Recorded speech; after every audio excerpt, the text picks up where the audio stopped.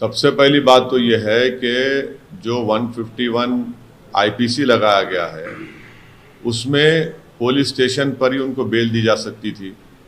अब ये नहीं मालूम कि 41 सीआरपीसी नोटिस दी गई नहीं दी गई, मगर जब जेल को उनको एक मामूली सेक्शन में जेल को भिजा दिया गया और जेल में उनको ये कहा गया कि तुम्हारे चेहरे पर दाढ़ी है इसलिए तुम पाकिस्तानी हो, और जेलर ने ज़बरदस्ती करके उनके चेहरों से दाढ़ी कटवा दिया, ये उस जेलर की तरफ से कस्टोडियल टॉर्चर है ये। और उस जेलर को ये बात मालूम होगी कि आर्टिकल 25 जो फ्रीडम ऑफ रिलीजन है, फंडामेंटल राइट है, वो जेल में मनसूख नहीं होता, वो जेल में कैंसिल नहीं होता, वो उसका वायलेशन है। तीसरी बात यह है कि मध्य प्रदेश में मुसलमान की आबादी 7% है, मुस्लिम अल्पसंख्यक समाज की आबादी 7% है, और मध्य प्रदेश जेलों में अंडर ट्रायल मुसलमान 14% है। और ये साफ दिखता है कि भाजपा की हुकूमत वहां पर अल्पसंख्यक समाज मुसलमानों से कैसा डिस्क्रिमिनेशन कर रही है कि 7% आबादी है, पॉपुलेशन है, तो 14% अंडर ट्रायल है, और 56% ऑफ डिटेनीज जो है मध्य प्रदेश जेलों में मुसलमान है। ये साफ जाहिर हो रहा है कि मध्य प्रदेश की भाजपा की सरकार मुसलमानों के खिलाफ खुल के डिस्क्रिमिनेशन कर रही है। चौथी बात यह है कि दाढ़ी रखने से कोई पाकिस्तानी होता क्या? अगर कल के दिन कोई भाजपा का लीडर जिसके चेहरे पे दाढ़ी है हिम्मत करेगा जेलर बोले उन पाकिस्तानी उनको? छठी बात यह है कि हम भारत सरकार से ये पूछना चाह रहे हैं कि क्या भारत सरकार जो इंटरनेशनल ह्यूमन राइट ट्रीटीज हैं उसमें डिक्लेयर कर दो आप कि हम इसको बिलीव ही नहीं करते, ये जो इंटरनेशनल ह्यूमन राइट्स की ट्रीटीज हैं, भारत सरकार और भाजपा खुल के कह दें कि हम सेकुलरिज्म, प्लूरलिज्म, डाइवर्सिटी को मानते ही नहीं है। बोल दीजिए ना, क्योंकि अब दाढ़ी रखना पाकिस्तानी हो चुका है। और फिर मध्य प्रदेश की भाजपा सरकार सिर्फ इंक्वायरी से नहीं होगा, स्ट्रिंजेंट सेक्शन लगा एपीसी के उनके ऊपर, और उस जेलर को जेल को भिजाएं, उसको जेल को भिजाइए आप, तभी कुछ इंसाफ की उम्मीद नजर आती है हमको। और आखिर में मिनिस्ट्री ऑफ होम अफेयर्स का जो मैनुअल है, वो मैनुअल क्या कहता है पढ़ के सुनाता हूं आपको कि no undue interference with the religion और caste prejudice of prisoners should be permitted. Every prisoner should be allowed to perform his devotions in a quiet and orderly manner. ये एमएचए का ओन मैनुअल कहता है, और आप उसकी खिलाफवर्जी कर रहे हैं।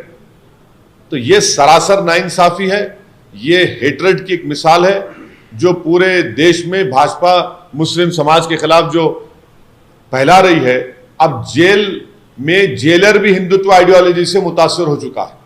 How do you claim this, sir? Your case was registered, he was taken there. So, what do you demand in this matter? It has been clearly reported by the media that these 5 Muslim youths were arrested under IPC 151. Number one, if anyone is arrested under 151, we don't know whether this 41 CRPC notice has been given or not. Secondly, if they have been if 151, immediately they can be given bail in the police station itself. Thirdly, by sending them to prison and forcibly removing their beard, it is nothing but custodial torture. And please remember that Article 25 freedom of religion is a fundamental right. It is not cancelled if one is sent to prison. It is still there. And fifth point is that in Madhya Pradesh the Muslim population is 7% and under trials are 14%. This clearly shows what sort of discrimination Madhya Pradesh BJP government has adopted towards the Muslim community. And 56% of detainees in Madhya Pradesh prisons are Muslims.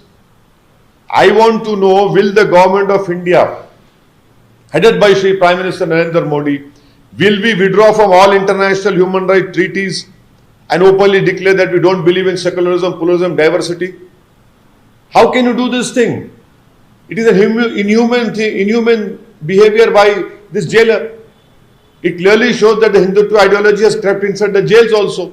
And let me also tell you that What is the Ministry of Home Affairs own manual says that no undue interference with the religion or caste prejudice of prisoners should be permitted.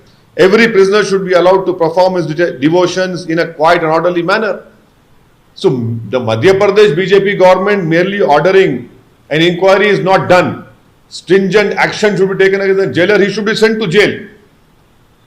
Then only he'll realize what sort of behavior, inhuman thing he has done. How can any Muslim having a beard be called a Pakistani? Please tell me.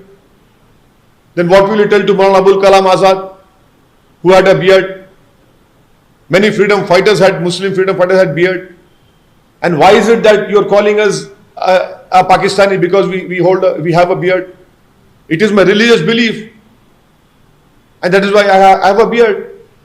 And tomorrow, if I go to prison, will you take off that beard? This is completely wrong. I condemn it, and I hope that the Madhya Pradesh government would suspend that jailer and send him to prison. Sir, परसों 17 तारीख में तो शायद खत्म हो गया पूरा, तो अगर आप रिफ्लेक्ट करना चाहेंगे, बहुत सी बातें हुई आपकी तरफ से और नहीं, देखिए, रिफ्लेक्ट करने का सवाल नहीं है। आप मेरे साथ बैठे थे, आपने 7 मिनट 8 मिनट में से बैठ के पूरा मेरे से इंटरव्यू किया। आपने पूछा, मैंने जवाब दे दिया। आपके चैनल ने पूछा था, दूसरे चैनल वाले बैठे, अब रिफ्लेक्ट क्या करना है? मैं जो बोला ऑन रिकॉर्ड है वो।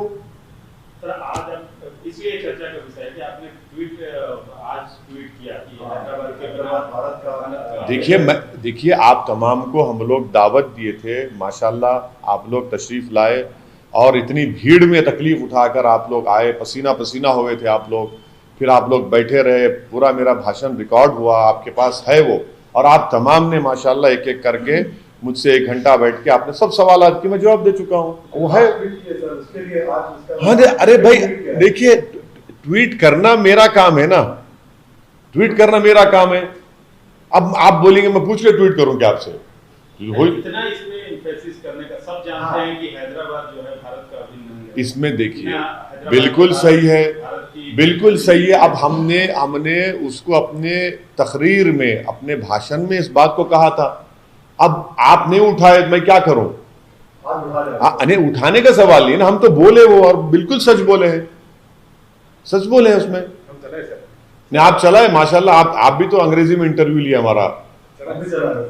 नहीं, एक आखिरी सवाल, ये जो वक्फ बोर्ड के ऊपर मतलब sir we are seeing how Delhi की ओर से जो इल्जाम लगाया गया वक्फ बोर्ड के प्रॉपर्टीज पर, और नहीं, मेरे को पूछना पड़ेगा। एलिगेशंस भी फेस कर रहे हो लोग दिल्ली, यूपी, तमिलनाडु, उत्तराखंड में, और क्यों थोड़े लैंड ग्रैबिंग इश्यूज को लेकर वक्फ बोर्ड के ऊपर कई सारे एलिगेशंस आ रहे हैं, उसको कैसे देखते हैं? कौन से वक्फ बोर्ड पे?